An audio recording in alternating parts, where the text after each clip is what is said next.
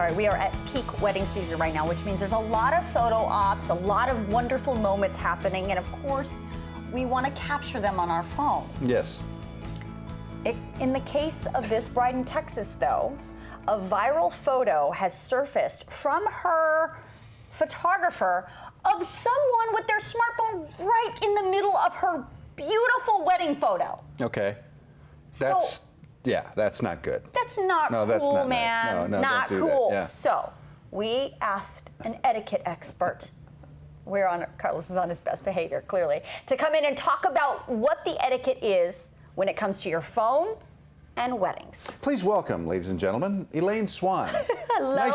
It's a pleasure to meet you. Hello. How's that? I'm so glad to hear. I'm glad to be here. Thank you. That was perfect. You were spot on. Oh, excellent. Spot Thank you so on. much. Yes, absolutely. So let's talk about wedding etiquette, because everybody has their phone, and of course we want to put photos up of the beautiful bride and groom.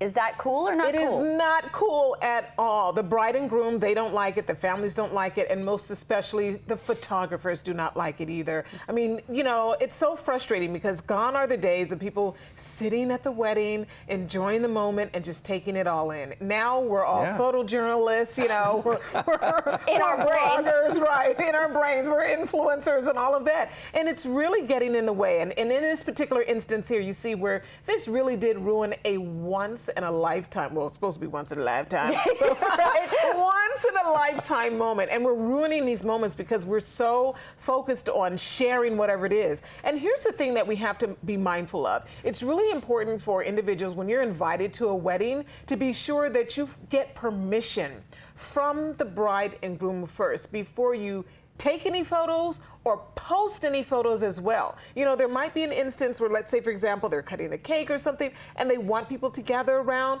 Well, get permission first before you even post those photos.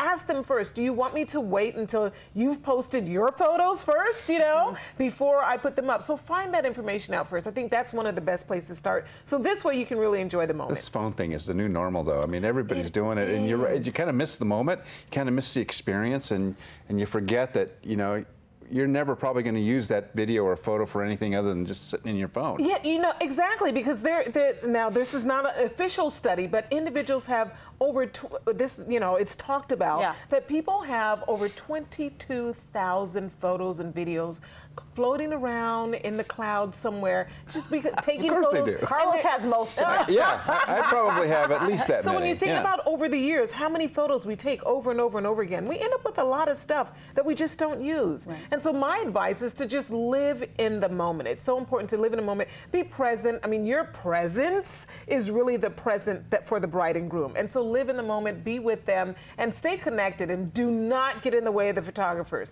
because that's a big complaint for them right now. Right. You know, the other thing is, so of course it's bad enough to take a photo and post it without the bride or groom's permission. That's horrible.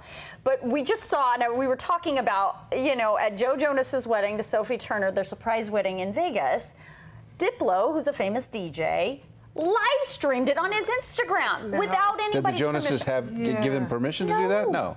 So what do you, I mean, that's clearly a no-no, right? That's clearly a no-no, most especially because this was a surprise event, which means that they really wanted it to be an intimate occasion, something for just their friends, their loved ones, their family members, and you know, people who are very, very close to them. And so he breached that trust. And celebrities are not the only individuals who's doing this. You know, there are individual people who are doing the same thing. They're live streaming people's weddings, and it's just something that you should not do.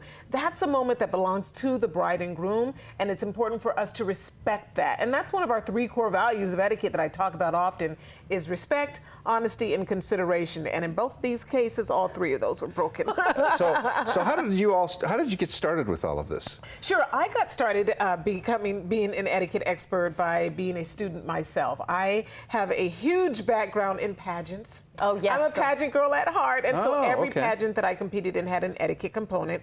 And then in addition to that, my family immigrated here from Central America, so I'm a first-generation born U.S. citizen. We came from Central America, and I was really, really shy shy. And my mom thought that it would be great for me to kind of get involved with something to kind of help break out of my shell. So she enrolled me in Charm School. And that really, really took. So between the Charm School and then getting involved with the pageants and then taking courses and then eventually getting certified, I really, really have just grown this into an incredible business. And so now we have the Swann School of Protocol, which is right here in Carlsbad. But the thing about it, we don't just have our Carlsbad location. We now license individuals and train individuals so that way they can operate as a Swann School. So we have 17 Swann Schools throughout the country now. Oh, yes. and growing. Yes. So there's lots of eyeballs out there yes. watching people and hoping to make a great impression on people. Because I think today, you know, a lot of people talk about etiquette and they think, well, is it gone? Is it old? Is it out of It seems date? that people are so casual now. Yeah. No, we're so casual, but there are those of us who want people to address us correctly. We want to make sure that, you know, if in business you're sending proper emails, that you're not, you know, stepping out of those boundaries. Same thing on social media. We can use a lot of manners on social media. With that, we are going to end this segment. However, we are going to have you back to talk about social media and etiquette, and there's so much to talk about with this. I love to. Elaine, thank you for your time. It's lovely to meet you.